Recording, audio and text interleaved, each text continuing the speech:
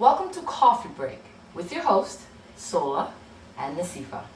Today is Monday, June 8th, 2009, and here in the Emerald Isle, we continue to wonder and ponder of our logical mysteries. Good morning and welcome to Coffee Break. But alas, with all their bander, blunder and plunder, Nasifa and I will always roll out thunder and put those nasty ways asunder. And while we are on the topic of wonder, have you heard about the little boy at school who was playing, fell down and went unconscious? And as I hear it, the teacher responded quickly and called the ambulance, who arrived and did mouth-to-mouth. Well, this certainly shows that some type of training was invested in this previous area that lacks skills in most medical service and common population. However, wouldn't it be nice if the Ministry of Health did an annual basic life support training for teachers and students? I agree. This could only make the difference between life and death with only one ambulance available on the island. I'm trying to tell you, okay? Now, while we're on the topic of schools, have you heard about the two boys that went missing during school? No. During school? So wait, how long were they missing for? And how do you go missing if you are being taught in school? Well, as one student puts it, right? There's a fence that the children at the school climb over and play during their break. Okay? So wait, why are the teachers allowing these students to leave the school grounds? I have no idea.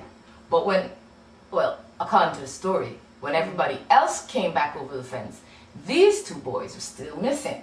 In fact, as I hear it, by the time some of the students had left for the day, these two boys were not found. So wait, they didn't find them? Yes, they did find them. Oh.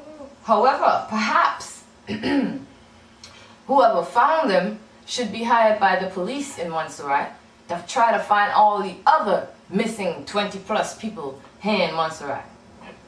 Just a hint. I mean, they have shown the skills, you know. On to other matters. If you ever come to Montserrat, you should know that it cannot be touched when it comes to organic produce. Again, all right? That is very true. If you visit us and do not experience a meal prepared with organic produce, you are definitely denying yourself a unique experience. But one drawback though, if not prepared correctly, you may run into a gravel or two. Oh yes, but this is no big deal, you see. You will be able to tell and feel if one or two of these very small gravels have slipped into your meal, okay?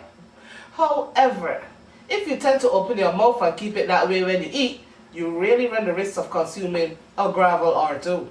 But don't worry, these little gravels that you wolf down due to your bad eating habits should pass right through. So, dig in with confidence. Or learn to eat with your mouth shut. I'm trying to tell you, don't be nasty, alright? Talking about food, guess what I overheard recently? What? Well, as I hear it, there are certain expats that do not spend one dime in Montserrat on anything edible. If they don't spend money on food here, how in the world do they eat? What, they got a food ferry? Yes, they most definitely do have a food ferry according to what I hear. It comes in the form of money. As I hear it, these particular expats have enough money to pay for and receive a container load of food every 3 months. No wonder the cost of living is not an issue of concern. How could it? It doesn't affect the important people that matter. Well, while we're on the topic of expats, do you know that there are some expats in Montserrat who feel discriminated against by black people that live here? What is she saying? What? Let me think about it. The expats? Really? What's the problem? Are there too many of us? Well, girl, as I hear it, one expat was complaining to the other about an incident while waiting, you know, on one of Montserrat elusive buses. Oh, yes, Lord. Yes, yes. He said he was standing next to a black man who seemed to be waiting on the same bus as well. Okay, okay. But I haven't heard. I'm still talking.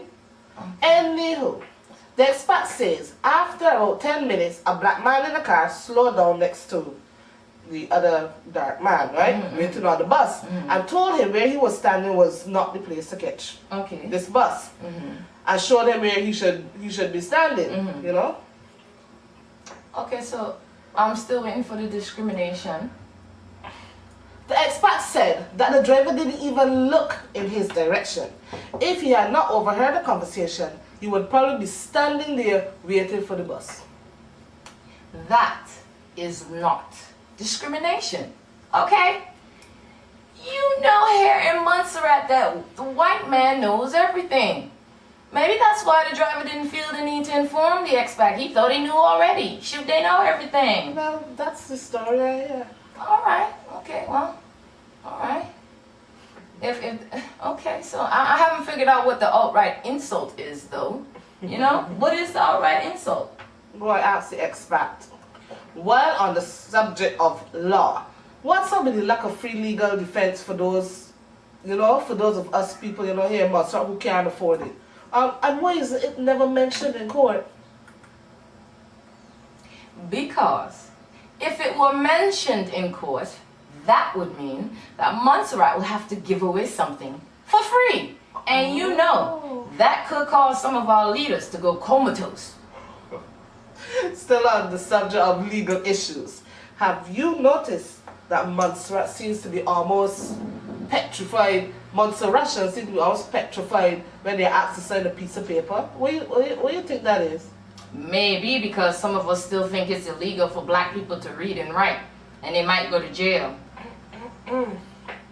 Well, the person talking in the there was a person talking in the conversation, you know, that I was eavesdropping on.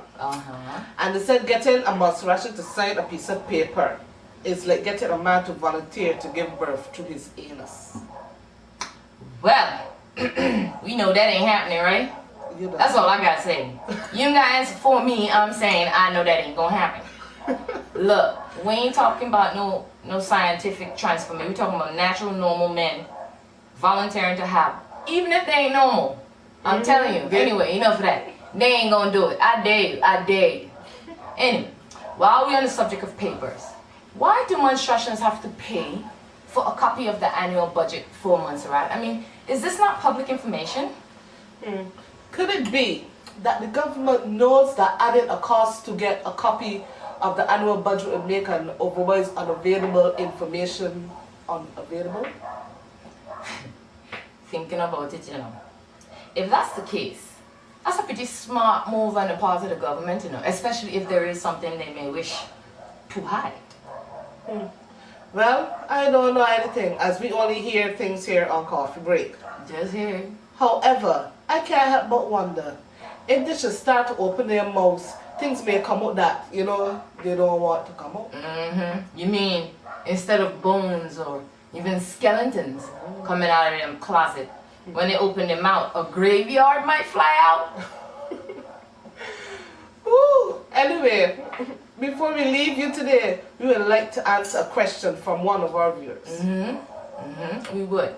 Now, the viewer asked if the bouncy castle we spoke of in one of our previous episodes was the same bouncy castle from 5 years ago.